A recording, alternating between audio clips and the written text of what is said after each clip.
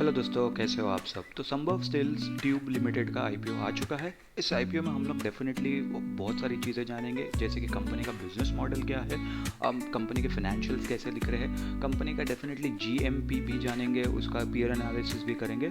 और ये आज की दूसरी वीडियो है। पहली वीडियो आपने अगर नहीं देखा है तो आप जाके देख सकते हो। सुबह में मैंने वो वीडियो डाला था एचडीबी फाइनेंशियल्स के ऊपर, वो वीडियो आप जाके देख सकते हो। और उसी दिन उसी सेम टाइम फ्रेम पे ये दूसरा आईपीओ आ रहा है जिसका नाम है संभव स्टील ट्यूब्स लिमिटेड।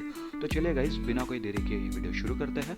वीडियो में आगे बढ़ने से पहले मैं आप लोगों को बता देता हूँ, मेरा नाम है प्रशांत, आप देख रहे हैं इमर्जिंग बुल्स, और इस वीडियो में हम लोग करेंगे संभव स्टील ट्यूब्स लिमिटेड का आईपीओ एनालिसिस। ठीक है, तो चलिए फटफट हम लोग वीडियो शुरू कर लेते हैं। तो अगर हम लोग डेट्स देखेंगे, जैसा कि मैंने आप लोगों को बताया, 25 जून से 27 जून के बीच में आईपीओ चल रहा है, जो कि एचडीबी फाइनेंशियल्स के साथ क्लैश कर रहा है। 30 जून को अलॉटमेंट हो जाएगी। 1 जुलाई को जिसको अलॉटमेंट मिली है उसके डीमैट अकाउंट में शेयर्स आ जाएंगे। सेम डे उसका जिसको अलॉटमेंट नहीं मिला है उसका डीमैट अकाउंट, उसका जो भी रिफंड है वो प्रोसेस इनिशिएट हो जाएगा। और 2 जुलाई को ये स्टॉक एक्सचेंज पे स्टॉक लिस्ट हो जाएगा। फेस वैल्यू 10 की है। डेफिनेटली ये अनस्प्लिट शेयर है, यानी कि इसको स्प्लिट नहीं किया गया है। जो ओरिजिनल वैल्यू था उसका ही ओरिजिनल वैल्यू का फेस वैल्यू है यहाँ पर। 77 से 82 का प्राइस बैंड है। अगर अप्लाई करना है तो 82 पर ही अप्लाई करेंगे। और 182 शेयर्स का लॉट साइज हम लोग को यहाँ पर मिल रहा है। ठीक है, अभी अगर हम लोग यहाँ पर देखेंगे तो fresh capital come offer for sale है। मैंने एचडीबी फाइनेंशियल्स में भी बताया था। सिंपल मतलब होता है कि फ्रेश इशू और ऑफर फॉर सेल दोनों है इस इशू में। 540 करोड़ का टोटल इशू साइज है, जिसमें से 440 करोड़ फ्रेश इशू है, 100 करोड़ के आसपास ऑफर फॉर सेल है। यानी कि मोटा मोटी 80% फ्रेश इशू है और 20% ऑफर फॉर सेल है। नंबर ज़्यादा मतलब अच्छा है, मतलब ऐसा बुरा नहीं है। ठीक है, अगर हम लोग क्यूआईबी की बात करेंगे तो 50% का कोटा है। रिटेल वालों के पास 35%, एचएनआई वालों के पास 15%। रिटेल कैटेगरी में आप मैक्सिमम 13 लॉट ले सकते हो। जैसे ही आपकी एप्लीकेशन 2 लाख के ऊपर की हो जाएगी तो आप एचएनआई कैटेगरी में आ जाओगे। ठीक है, एचएनआई कैटेगरी के लिए आपको कोई भी डॉक्यूमेंट, या रिटेल कैटेगरी के लिए भी कोई भी डॉक्यूमेंट देने की जरूरत नहीं है, ना ही कोई भी आपको लॉक इन पीरियड है। जैसे ही स्टॉक एक्सचेंज पे स्टॉक लिस्ट हो जाएगा आप स्टॉक बेच सकते हो। ठीक है, आधा बेचना आधा बेचो, पूरा बेचना पूरा बेचो। ठीक है, यहाँ पर ये लोग ने प्रमोटर्स के नाम दिया, वो पढ़ सकते हो बाद में। ठीक है, प्री आईपीओ ये लोग का जो होल्डिंग है 71.9 है, लगभग 72%। पोस्ट आईपीओ का यहाँ पर डिटेल्स दिया नहीं है। ठीक है, कंपनी के बारे में जान लेते हैं। कंपनी कौन से बिजनेस में है, क्या करती है, क्या हम लोग को समझना चाहिए और क्या हमारे काम आएगा। 2017 में इनकॉर्पोरेट हुई थी, लगभग 8 साल पुरानी कंपनी है। ये लोग क्या है, ये लोग मैन्युफैक्चरर है किसके, इलेक्ट्रिक रेजिस्टेंस वेल्डेड का steel pipes structural tubes in India. ठीक है, the companies manufacturing is located in Sarora, Raipur में। ठीक है, मुझे नहीं मालूम था ये कहाँ पर है। यहाँ पर मैंने रायपुर देखा, इसके लिए मुझे वो 1 सेकंड के लिए मैं सोच रहा था कि कहाँ पर है। ठीक है, और ये छत्तीसगढ़ में आता है। ठीक है, companies iron ore is sourced from Navratna public sector undertaking, mining companies mine and coal from Maharatna PSU of its highest coal subsidiary. ठीक है, तो बेसिकली ये लोग बता रहे हैं कि ये लोग ने कि यहाँ पर से ये लोग आयरन और सोर्स करते हैं नवरत्न से, और महारत्न ये लोग का भी क्या बोलते हैं इधर से ये लोग का कोलो सब सोर्स होता है। ठीक है, as of March 31, 2024 the company has had wide distribution network, जो 15 स्टेट में जाता है और 1 यूनियन टेरिटरी में जाता है 31 दिसंबर 2024 तक का। ठीक है, और उसके बाद ये लोग का क्या कह रहे हैं कि ये लोग इंडियन स्टेट में ये लोग का अच्छा खासा प्रेजेंस है। छत्तीसगढ़ में, महाराष्ट्र में, गुजरात, हरियाणा, राजस्थान, उत्तर प्रदेश, मध्य प्रदेश, तेलंगाना में ये लोग का प्रेजेंस है। ठीक है, अभी ये लोग के मार्केटिंग टीम और सेल्स टीम में 23 लोग हैं जुलाई 31, 2024 तक। ठीक है, ये लोग के प्रोडक्ट्स क्या क्या है। स्पंज आयरन, जो कि क्रूड स्टील बनाने में ये लोग का काम आता है। फिर ब्लूम वुड्स या स्लैब्स हो गए, जो कि थोड़े पतले स्टील होते हैं और स्टेनलेस स्टील के हिसाब से, और ये multiple long and flat finish products में बन सकते हैं इवेंचुअली। मतलब अगर आप देखोगे, मालूम है ऐसे स्टील की शीट्स आती है, तो ये वैसी ही शीट्स है बेसिकली, जिसको ये लोग पाइप्स वाइप्स में लोग कन्वर्ट कर सकते हैं बेसिकली। और ये नैरो विथ, ये भी कहीं ना कहीं उस हिसाब से, ये जो है पाइप के हिसाब से in house narrow with HR coil to manufacture ERW black pipes. ERW का सिंपल मतलब है इलेक्ट्रिक रेजिस्टेंस वेल्डेड। ठीक है, they also sell HR coils to other manufacturer who use HR coil as a raw material। तो लोग raw material के हिसाब से भी डेफिनेटली जो कॉइल्स है वो ये लोग सेल करते हैं। GI पाइप्स और ट्यूब्स भी ये लोग सेल करते हैं डिस्ट्रीब्यूटर्स को and directly to various consumers which include certain government projects. ठीक है, ये चीज़ भी हम लोग को यहाँ पर ध्यान रखना चाहिए। तो डेफिनेटली ये B2B बिजनेस है, कहीं ना कहीं ये कुछ सेगमेंट के हिसाब से या कुछ इसमें ये D2G भी हो जाता है, यानी कि डायरेक्ट टू गवर्नमेंट या बिजनेस टू गवर्नमेंट आप उसको भी कह सकते हो। ठीक है, कॉम्पिटिटिव स्ट्रेंथ क्या है? The only single location backwards integrated facility in India. ठीक है, तो ये लोग का कॉम्पिटिटिव स्ट्रेंथ हो गया। Strategically located manufacturing plant resulting in operational efficiency. ठीक है, क्योंकि आसपास से ये लोग के प्रोडक्ट्स आते हैं तो ये लोग को ज़्यादा टाइम वेट नहीं करना पड़ता है सप्लायर से मतलब माल आने के लिए। ठीक है, ये लोग का और क्या है? Strong process innovation and executing capabilities allowing value added products. ठीक है, फिर ये लोग का डिस्ट्रीब्यूशन नेटवर्क अच्छा खासा इंडिया में स्प्रेड हुआ है, और फिर लोग एडवांटेज ले रहे डिमांड का कि ERW जो स्टील पाइप से उसका ज़्यादा डिमांड है, और प्रमोटर्स और मैनेज टीम भी ये लोग का एक्सपीरियंस है, और track record of healthy financial performance. ये लोग के कुछ कॉम्पिटिटिव स्ट्रेंथ यहाँ पर ये लोग ने बताया।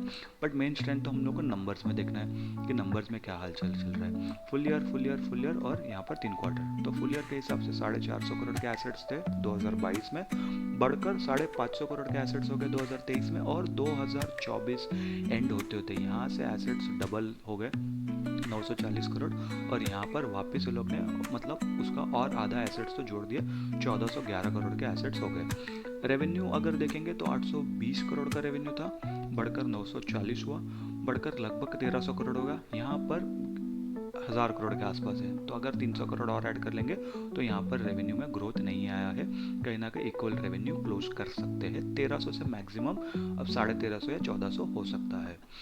प्रॉफिट आफ्टर टैक्स देखेंगे तो 72 करोड़ का प्रॉफिट हुआ था 8.5 मतलब 820 करोड़ पे, तो मोटा मोटी 8% के आसपास था। यहाँ पर 940 करोड़ पे 60 करोड़, 1300 करोड़ पे 82 करोड़, और यहाँ पर 1000 करोड़ पे सिर्फ 40 करोड़ है। तो अगर हम लोग यहाँ पर देखेंगे तो प्रॉफिट आफ्टर टैक्स तो डेफिनेटली यहाँ पर कम हुआ है। मार्जिन ये लोग के कम हुए हैं, मेरे हिसाब से ये कुछ 4% के आसपास अभी आ गया है मार्जिन।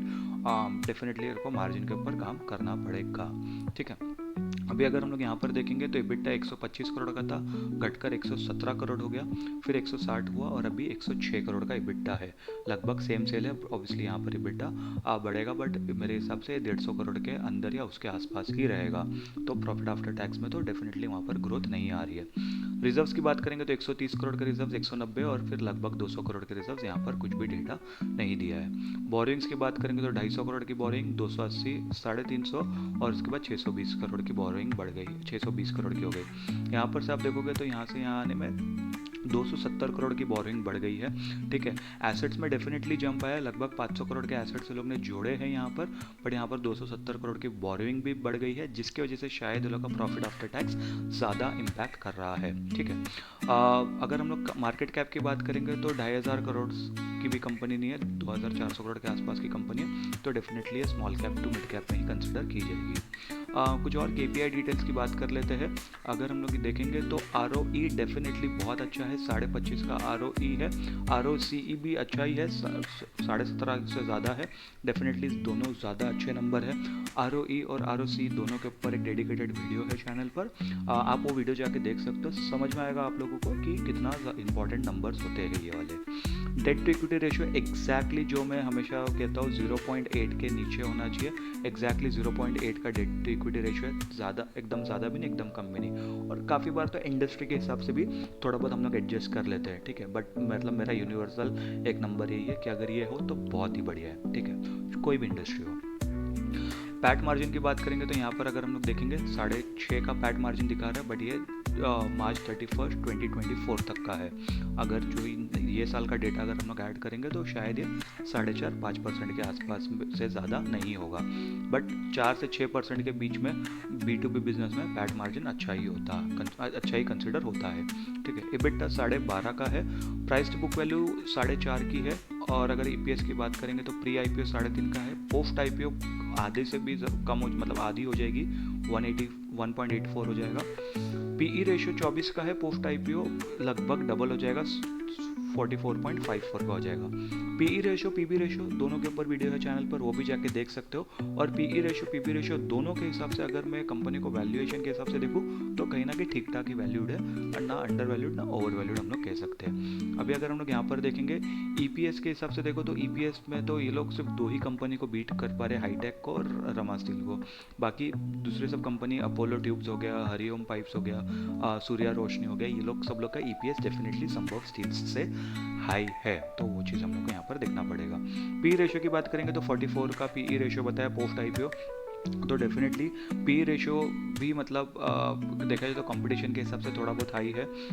सिर्फ अपोलो ट्यूब्स का पी रेशियो संभव स्टील से ज़्यादा है, बाकी सब कंपनी का पी रेशियो से कम है। तो मतलब थोड़ा सा तो ओवर वैल्यूड पी रेशियो के यहाँ पे लग तो रहा है, ठीक है, क्योंकि आप देखोगे 24, 35, 68, 68 तो हाईएस्ट है, बोलो इसको छोड़ दो, 35, 24, 21, ये मतलब 22 से 25 के आसपास का पी रेशियो या मैक्सिमम चलो 28 तक का पी रेशियो एक वैल्यूएबल वैल्यूएशन के हिसाब से कहीं ना कहीं फेयरली वैल्यूड हो सकता था। बट ये थोड़ा सा मतलब हाई हो जा रहा है, बट मेरे हिसाब से लिस्टिंग होने के बाद कहीं ना कहीं मार्केट इसको अपने हिसाब से करेक्ट कर देगा, ठीक है। जीएमपी की बात कर लेते हैं, बहुत लोगों को जीएमपी देखना होता है, तो अगर हम लोग यहाँ पर देखेंगे तो जीएमपी प्राइस इसका 90 का दिखा रहा है, ना मतलब 90 पे एस्टिमेटेड लिस्ट हो सकता है। और अगर हम लोग यहाँ पर देखेंगे परसेंटेज के हिसाब से तो पॉजिटिव 9.76 है।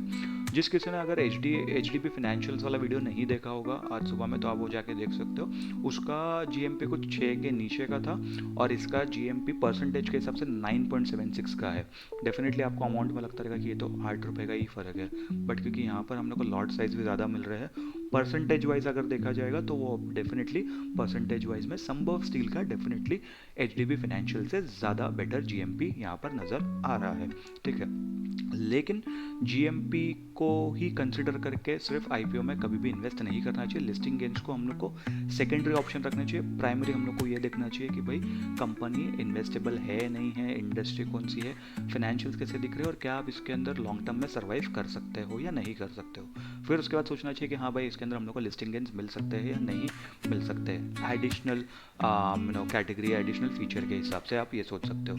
तो ये तो हो गया मेरा ये तो हो गया एनालिसिस। अब मेरा पॉइंट ऑफ व्यू क्या है, देखो एचडीबी फाइनेंशियल्स और संभव स्टील दोनों सेम डेट पे आ रहे हैं। एचडीबी फाइनेंशियल्स ओवर सब्सक्राइब्ड होगा, उसके अंदर अलॉटमेंट मिलने की पॉसिबिलिटी बहुत ही ज़्यादा कम होगी। इसके अंदर पॉसिबिलिटी थोड़ी ज़्यादा है मिलने की, और ऐसा नहीं कि कंपनी एकदम ही बेकार है, मतलब कंपनी के फाइनेंशियल्स अच्छे ही है, ठीक है, रेवेन्यू कांस्टेंट हो गए हैं, बट नेक्स्ट क्वार्टर में मतलब जो मार्च वाला जो क्वार्टर एंड का जो डेटा आएगा शायद उसके अंदर सेकेंड हाफ में कुछ हो सकता है, ग्रोथ तो आ सकती है, बट ऐसा नहीं है कि हम लोग इसको कम्प्लीटली इग्नोर कर सकते, ठीक है, कि कंपनी ने अच्छा खासा ही काम करा है, ऐसा नहीं कि एकदम बेकार से ही काम करा है।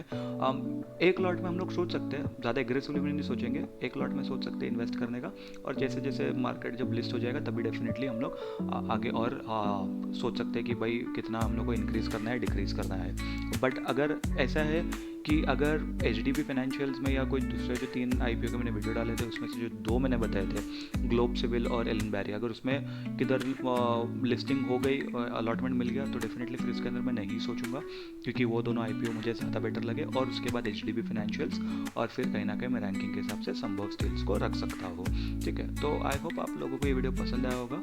वीडियो अगर पसंद आया होगा तो वीडियो को लाइक कर देना, चैनल को सब्सक्राइब कर देना, नोटिफिकेशन घंटी ज़रूर दबा देना, कमेंट करके बताना कि क्या आप लोगों को एनालिसिस का वीडियो पसंद आया नहीं पसंद आया, और क्या आप इसके अंदर अप्लाई करने वाले हो या नहीं करने वाले हो। अगर नहीं करने वाले हो तो कोई आपका यार दोस्त रिश्तेदार कोई जो भी होगा जो अप्लाई करने का सोच रहा है उसको ये वीडियो शेयर कर देना, ताकि उस इंसान की भी मदद हो जाएगी। मैं मिलता हूँ आपसे अगली वीडियो में, तब तक के लिए गुड बाय।